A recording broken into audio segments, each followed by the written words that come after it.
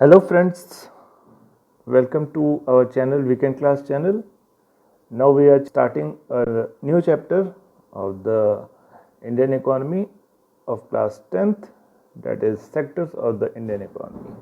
Here we will talk about how we can understand the economy of a country. To understand economy, it is best understood when we study it in its component or sector.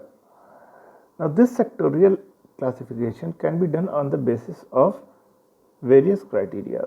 Now, here we will discuss it in three bases. The first is primary, secondary, and tertiary. Three type of classification is given here.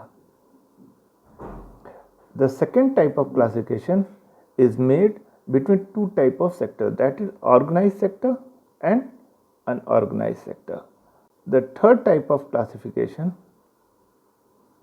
is done between two type of sectors, that is public sector and private sector. Now there are some fundamental concepts which need to be familiarized with for studying this sectorial classification of the Indian economy. This will give a basic and a clear picture about the Indian economy and how it is studied. First of all, the most fundamental concept is GDP, gross domestic product. Now, what is gross domestic product? The total number of goods which is produced in this country in a financial year. Now, the second is employment. You must have an idea of what employment is. Employment means where the person's activity can be placed. Like they are employed in a primary sector, secondary sector, tertiary sector, organized sector, unorganized sector, in a shop, as a casual worker, as a vegetable vendor, workshop mechanic, domestic workers. These are all a type of employment. Now, another important issue to be highlighted is about the problems caused by the changes in role of sectors. When the role of sectors changes, then the problem arises, many problem arises. Now here we will take some examples of unemployment and see how the government is tackling it. One of the grave disadvantages and important issue to be addressed is the declining importance of agriculture in today's industrial economy. Also, the growing importance of industry and services should be related to this sector of Indian economy. This needs to be highlighted. Now, the information derived from the media could also be used to solve the purpose and give the information to government how to solve it. Also, there are prominently displayed in newspaper the important problems or the grave problems of the country which are going on.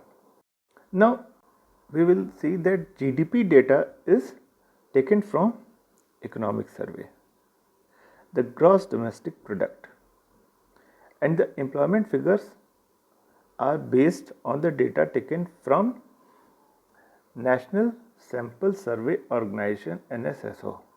Now, what is NSSO? It is an organization which comes under the Ministry of Statistics, Planning and Program Implementation in the Government of India. Its website is mospi.nic.in. You can log in and see the various informations. Also, the data regarding employment is available from the Census of India. Now we come to the sectorial classifications. What about the three sectors?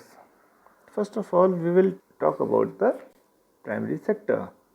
Now, if we take primary sector, there are many activities that are undertaken by directly using natural resources. For example, cultivation of crops. It takes place within a crop season. For it, we depend mainly but not entirely on natural factors like rainfall, sunshine, climate, etc. Although it can be augmented by irrigation.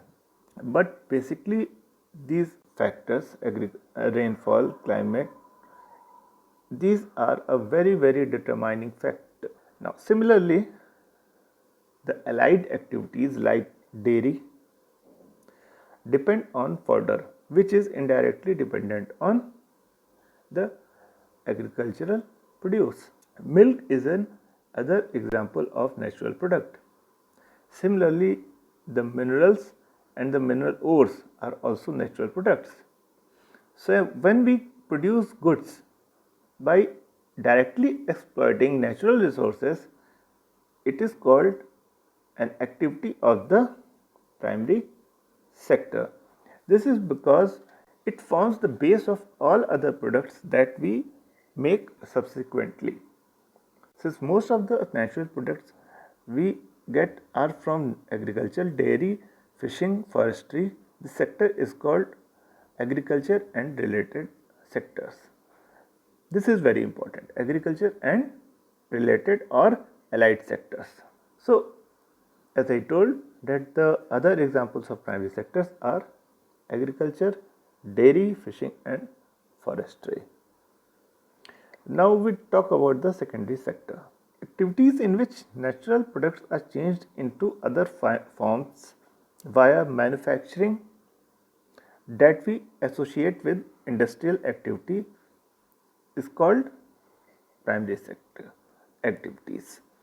The product is not produced by nature but has to be made, and therefore some process of manufacturing is essential. Can be only done after the primary sector activities.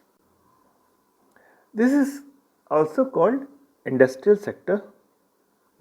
The secondary sector is also called industrial sector. This industrial sector, for this we establish a workshop at home or industry or any other type of industrial association where things can be made or converted from raw material to completed form or the desired form.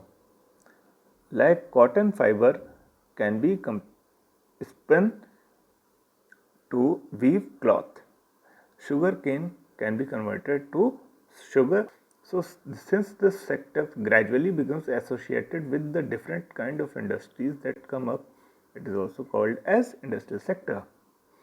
After primary and secondary sector, there is a third category of activities that falls under the tertiary sector or the service sector. Now, what is this? It helps in development of primary and secondary sector. These activities by themselves do not produce a good, but they are an aid for the production process. Like goods that are produced in the primary or secondary sector would need to be transported by trucks or trains and then sold in wholesale or retail shops. At times, it may be necessary to store them in godowns or storages. We may also need to talk to others over telephone or send letters. This comes under the ambit of communication. Or we may need to borrow money from banks. This comes in the ambit of banking to help the production and trade. So, transport, storage, communication, banking and trade are examples of tertiary sector.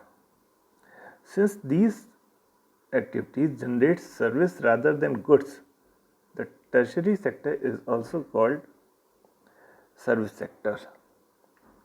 Now, service sector also includes some very essential services that may not directly help in the production of goods.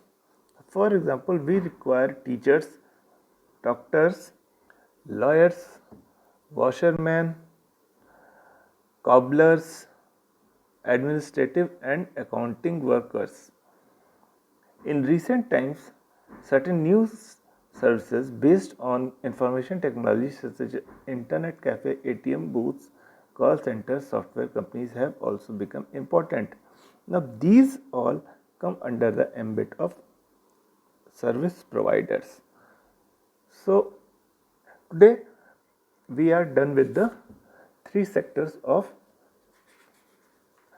the first sectorial classification, in which we have discussed the three sectors of Indian economy, that is primary sector, secondary sector and tertiary sector. In the second episode, we will talk about some other sectors. Till then, goodbye.